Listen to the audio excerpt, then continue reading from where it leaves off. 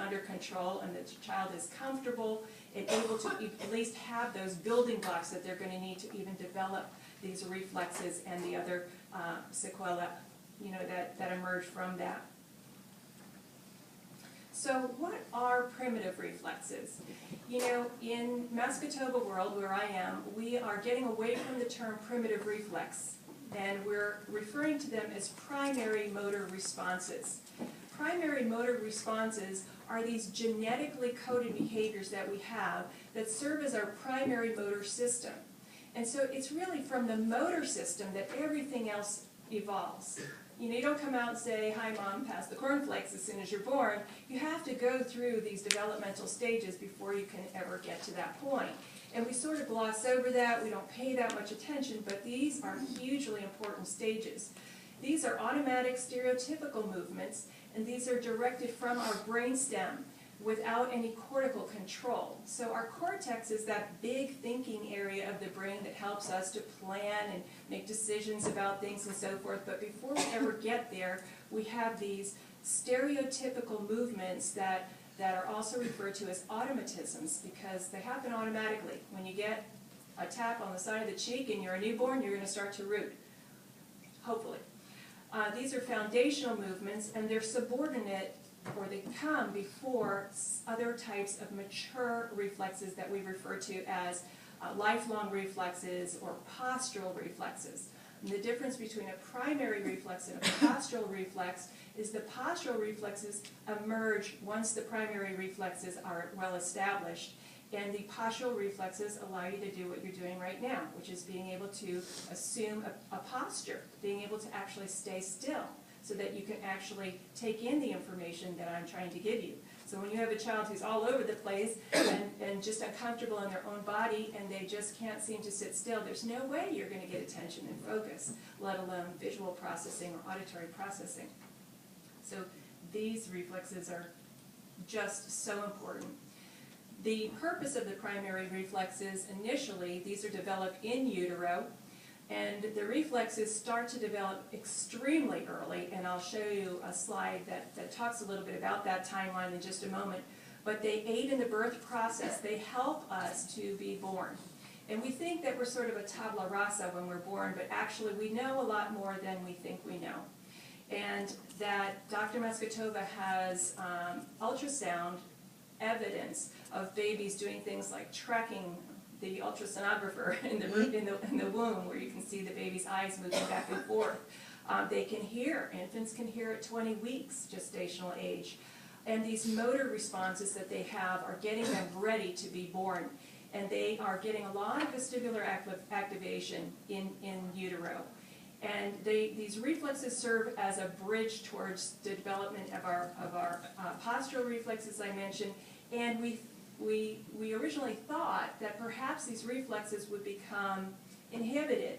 Some schools of thought talk about the reflexes being extinguishing, and the reflexes really don't go away. And that's one of the things that makes Mascatoba and the Mnri method so different than the other methods, is that we realize that we utilize these reflexes throughout life. They're always within us for protection and survival, and that if there's some sort of trauma or insult later on in life, these reflexes will reappear to serve for protection and survival once again, because that's their main focus. So I'm going to show you some examples of reflexes, things that you may already be familiar with. In the top left corner, you'll see something that's oftentimes referred to as the tonic neck reflex. We call it the asymmetric tonic neck reflex. And you'll see the baby sort of in a fencer pose. There's so many little nuances that we all take for granted every day, but now you're going to start looking at babies and grandkids and so forth a little bit differently. But the ATNR is a reflex that when the baby turns its head to the side, the arm straightens on that side, and the leg usually straightens on that side. So we have extension of those limbs on that side and flexion of the limbs on the opposite side. The grasp reflex, everybody knows. You put your finger at the top of a baby's palm, and you're going to see those cute little fingers grab your own finger, and that's something that I know melts all of your hearts when you see it. There's the stepping reflex, obviously, is something that's going to lead us to walking, and then we have a crawling reflex, or like an amphibian crawl. We call it the Bower crawl, where actually you put a baby on its stomach as soon as it's born. If you put it on the mommy's belly as soon as it's born, it will gradually work its way up to the mother's breast and suckle. And this is also a very important reflex. The grasp reflex is, I had to show this picture because it was such an amazing picture. This is a doctor from Joseph Bruner from Vanderbilt University, and he is a surgeon who does a lot of work on the fetus in the womb. This is a 21-week fetus with spina bifida. So what you're looking at is the mother's uterus right there, and the little baby's hand sticking out of the womb. And there's a dramatization of this where they said that just as the doctor was about to close up the woman and put things back together again, that this little hand shot out of the womb and grabbed his finger as if to shake his hand and say, "Thanks a lot, doc." But it just shows you that you can see the grasp reflex already at 21 weeks. These little reflexes develop so early. So the next reflex I want to show you is something that's called the Babinski. And the Babinski reflex is often active through our 3rd year of life. It helps us with creeping and crawling when we're little, and it's very important for stabilization and balance. It helps us to organize our whole body relationship with gravity and the ground. It's very important for grounding and stability. And it actually may play a role in affecting our leveling systems. And we talk about our leveling systems like our knees. Are our knees at the same level? Our ankles, our knees, are our hips aligned? Are our shoulders aligned? Is our jaw aligned? Are our eyes and ears aligned? And so forth. And when the Babinski reflex is not integrated, very often you'll find a child who's jumping around, constantly moving around on his feet, a child who has to look down when he steps up to go upstairs or onto the curb of a sidewalk. You'll see that because the Babinski reflex is not integrated, some of these children are very sensitive about their feet. They don't like wearing shoes, the socks are bothering them, the lining of the sock is driving them crazy, things like that. You're probably all familiar with some of these things. And because it affects the leveling system, it can actually contribute to certain conditions like scoliosis or even bruxism, grinding of the teeth at night, because the jaw becomes misaligned as well.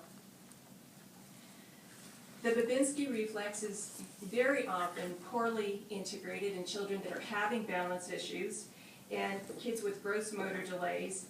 And in infants, neonatologists look at it because it helps them to understand that this baby's cortical spinal tract is unmyelinated, and we're expecting to see that response. And when we don't, when the neonatologist doesn't see it, it's a cause for alarm. When these reflexes emerge later in life, sometimes in older adults that have had strokes and things like that, obviously it can be a sign that there's some sort of neurological problem when we see it extending beyond 3 years of age.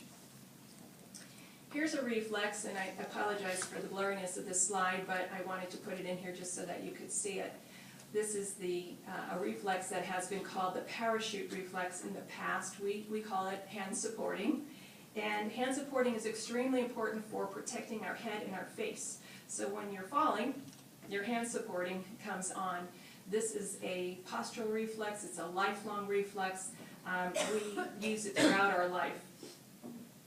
And children who have a poorly integrated hand supporting reflex may have problems with things such as head banging or self-stimulation, or they may have problems with boundaries and personal space.